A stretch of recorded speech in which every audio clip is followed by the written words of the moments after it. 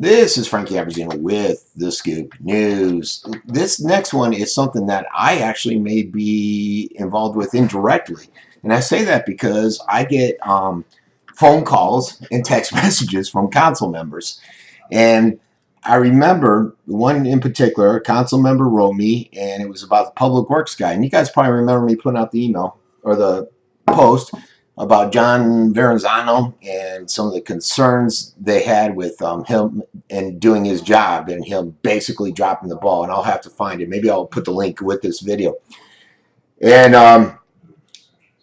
the council member didn't say they wanted to be anonymous, but I asked them, and is this on or off the record? And they never really answered that. They said, what does that mean? Which left me shaking my head. But so I could probably share the name. I don't know.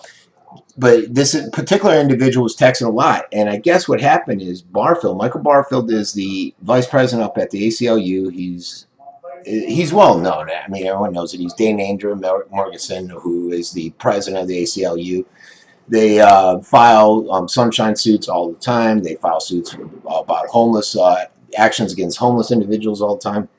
And Michael Barfield filed a FOIA request for records on text messaging. Now, he's saying it was in regards to his client that they're working with down here, a McLeod recycling yard. But a lot of people doubt that, because coincidentally it happened at the same time when the city started a suit against Neil because Neil refuses to pay the impact fees that he committed to.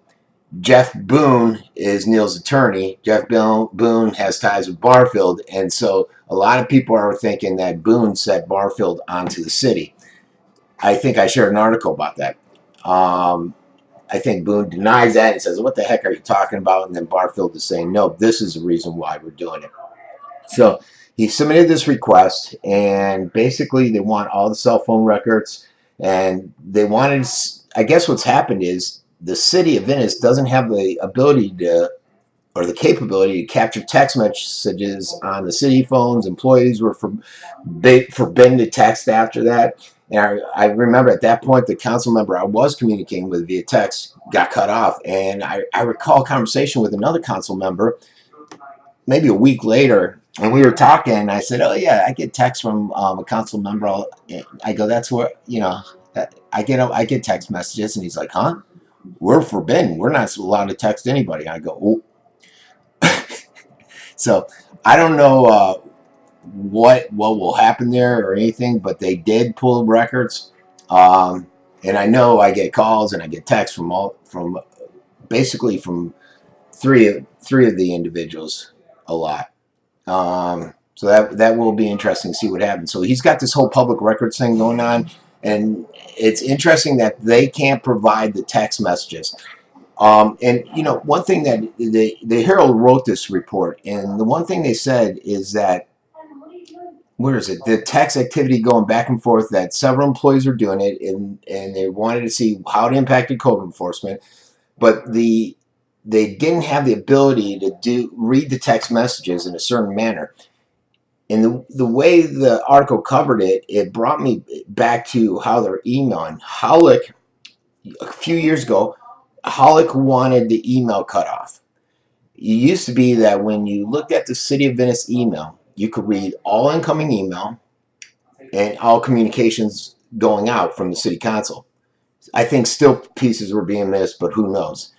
Holick didn't like that. He said that people, what was funny is I was huge, my scoop was huge, and he accused people like me or Dr. Ed Martin as using that and sending email to them as a way to get people on our site. And I'm like, dude, you don't, anyone that reads your email on the city server is probably already on my site. And I'm not using it for advertising, but Holick seems to think that he's got this great empire out there that he rolls over, and people take advantage of it, and they're emailing him to get publicity. But so that was his logic, and they cut it off. So now you only see email when a city council member responds, which I thought was a major sunshine issue back then, and that's something I wish Barfield would look at. Michael, if you're listening, that's something you should go after. So we'll see. This is something Holick's during his 7 years in there so far. He's done everything he can do to avoid lawsuits, and he's given developers the world to avoid lawsuits, because developers love to threaten lawsuits, and everybody else. But now in his last 2 years, he's got the Neil lawsuit. I'm thinking something's going to happen here with this Sunshine State lawsuit. Something always happens, and Barfield always makes away with some money on it, because the city screws up. They're so cocky. They get mayors like Hollick that are so cocky, and they end up dropping the ball in areas that they shouldn't have. That's my thought.